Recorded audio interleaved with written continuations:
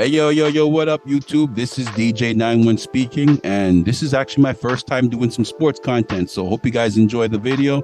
Like, comment, share, and subscribe. And yes, this video is going to be about spoiled and ungrateful Raptors fans because, yep, they definitely exist within our fan base. And of course, I am a Raptors fan myself. Of course, not a spoiled and ungrateful one, that is. And yeah, I've basically been a fan since the Vince Carter era, since when the team colors were purple and white. So basically since the late 90s up until now, Raptors fans have really been through the ringer, the ups and downs, of being a team that nobody wants to play for, us never being good, when winning a championship, let alone making it to the finals, seemed like a far gone reality that would probably never happen. And years and decades later, to finally see that happen, see that happen in reality was just surreal for it to happen. And I'm glad it did, and I'll cherish it for the rest of my life. And I was glad to be alive and witness that. But of course, right now, post-championship, it's only been a few years, and the amount of bitching and moaning I see on social media from Raptors fans is just ridiculous, bro. It's like Leafs fans put y'all to shame. And I'm talking about the Toronto Maple Leafs, the city's NHL team that hasn't won a Stanley Cup since 1967 and that these days barely make the playoffs. Like just last season in the playoffs, they made it out the first round for the first time in 19 years. 19 years. That's a long time of not making it out the first round. And Leafs fans were happy to just make it out the first round again. And in between those 19 years, they would make the playoffs they would make the playoffs just to lose in the first round or not make the playoffs at all. And Leafs fans were happy to just make it to the second round, bro. And of course, that's as far as they made it. But still, it just goes to show how much Leafs fans would ride and die for their team more than Raptors fans will ride and die for their own team. Especially the only NBA team in the whole country, the only basketball team in the whole country.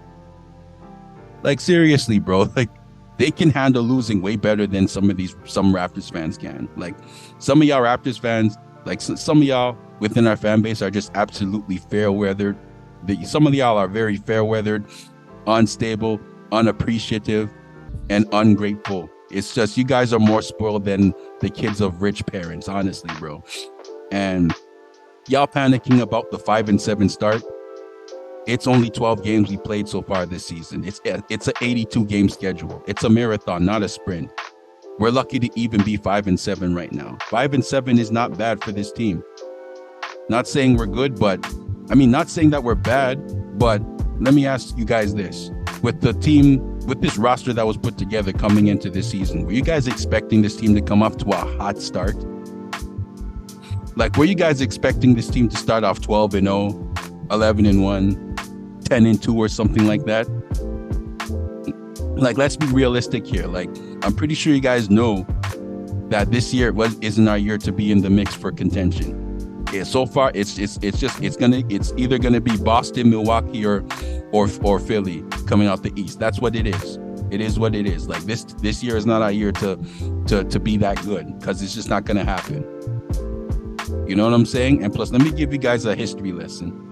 2014 season, when we ended that 6-year playoff drought and made it back to the playoffs, and when Masai Ujiri first came in, we started off 6-12.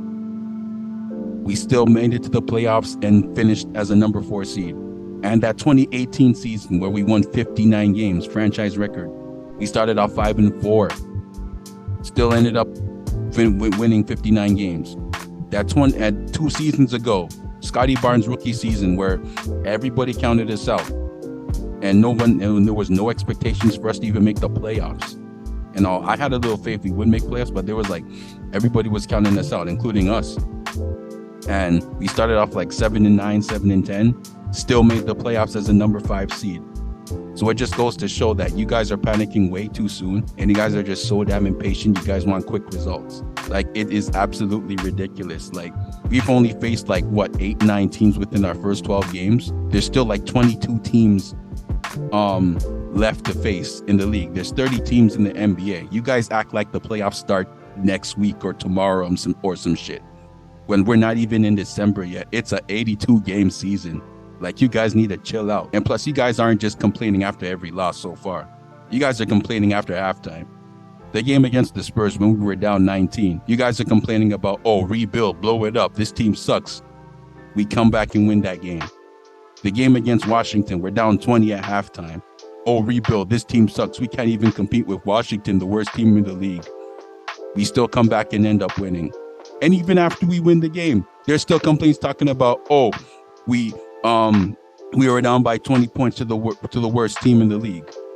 A win's a win. It doesn't matter. 20-point leads don't mean nothing if you don't finish the game and win. You can be down by 20. You can be down by 30. It doesn't matter. Remember that 30-point comeback against Dallas that we did a few years ago, the year we were defending our title? Like, you guys need to stop. It's the little things you guys complain about. This early after it lost, you guys are complaining. And even after we come back and win, you guys are complaining. And yes, I know we can't depend on comeback heroics alone, but it's early in the season. For this team to be 5-7, it's just fine. It's okay. And you guys are talking about rebuild. Rebuild what?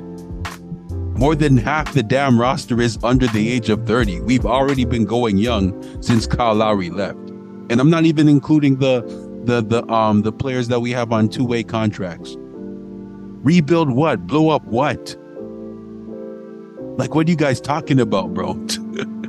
You guys are writing them off too soon, bro. It's ridiculous. And another argument, Masai Ujiri is stuck in 2019. How is he stuck in 2019 when there's only three players left on the roster from the 2019 championship? It's only Siakam, OG Anunoby, and Chris Boucher left on the team.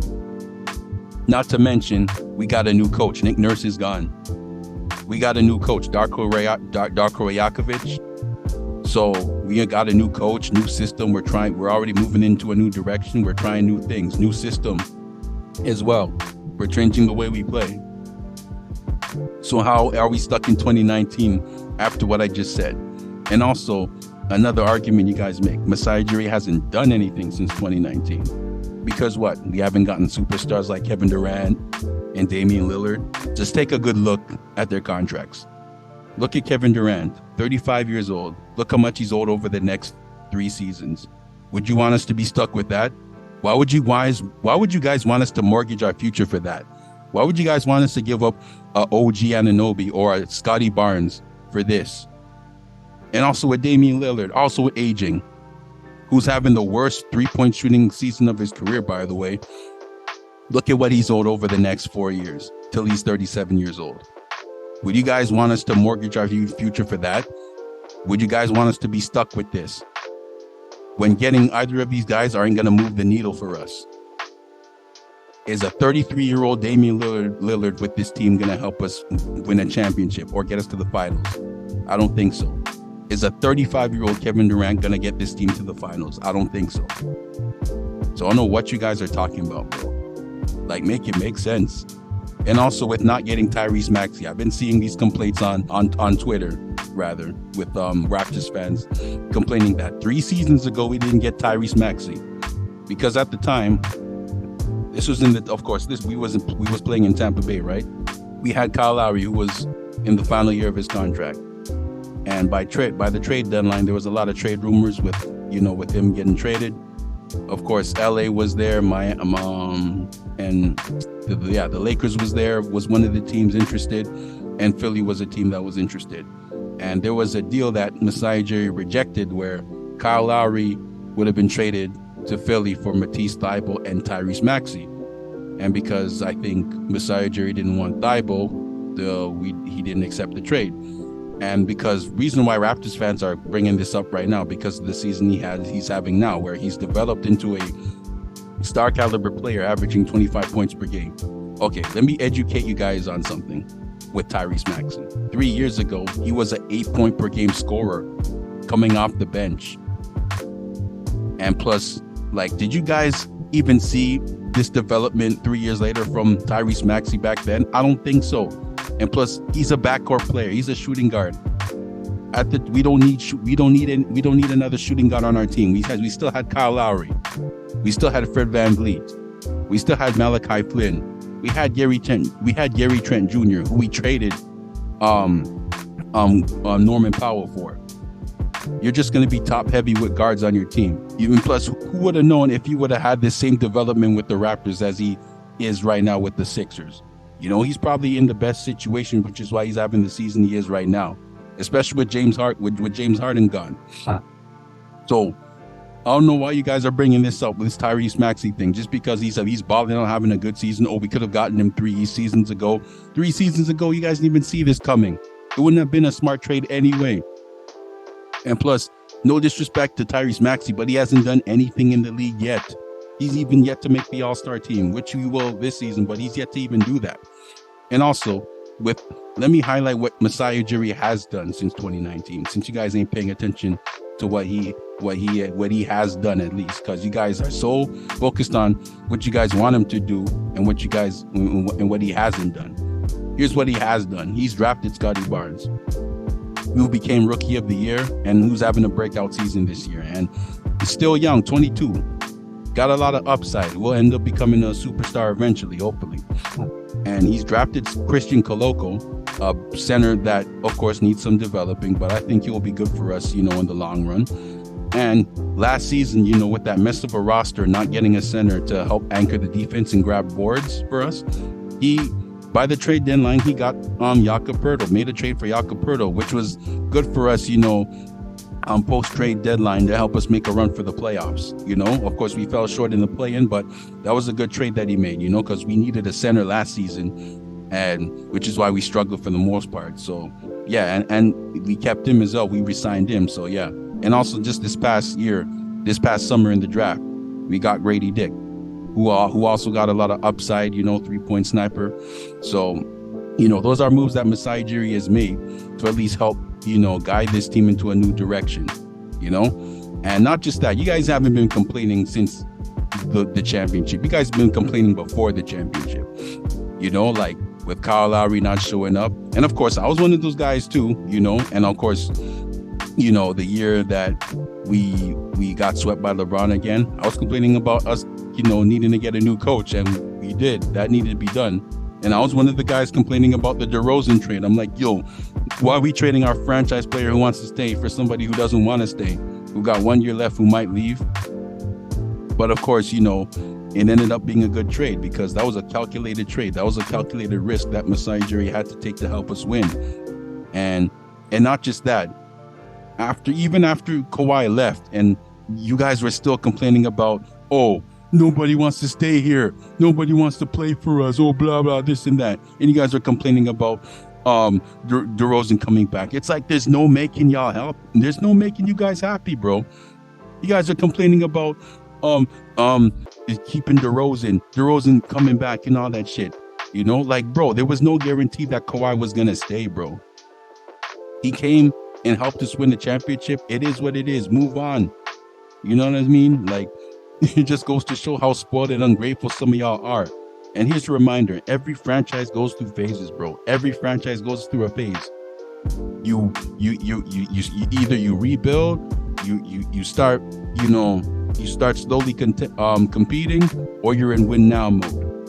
We're not in win now mode right now. We don't need to be making these trades for these superstars that you guys are thinking are gonna help move the needle for us, because they're not.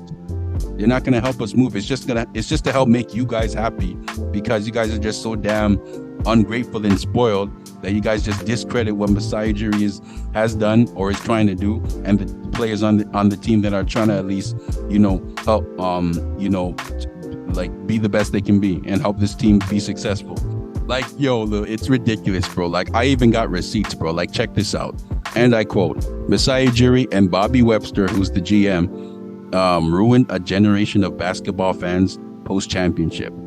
By basketball fans, what the hell are you talking about? So you're saying basketball fans in general, all over, are negatively impacted by Masai Ujiri and Bobby Webster? How?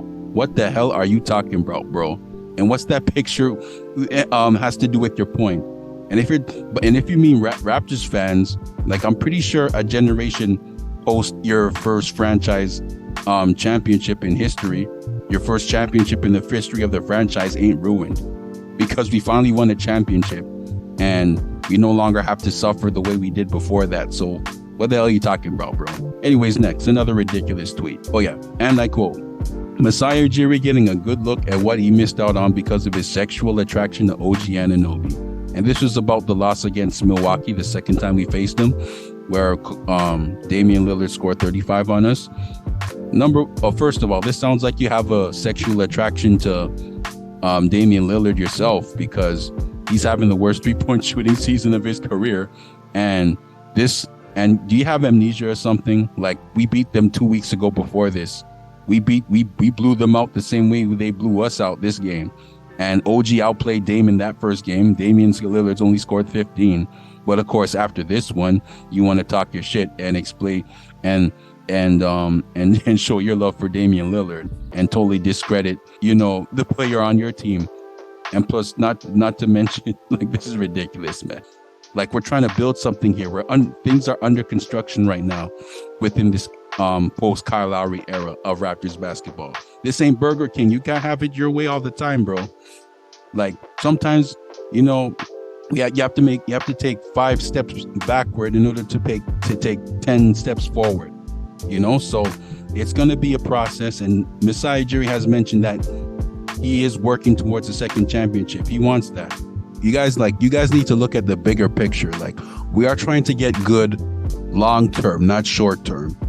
There's no shortcuts that need to be taken in order for us to be that good again.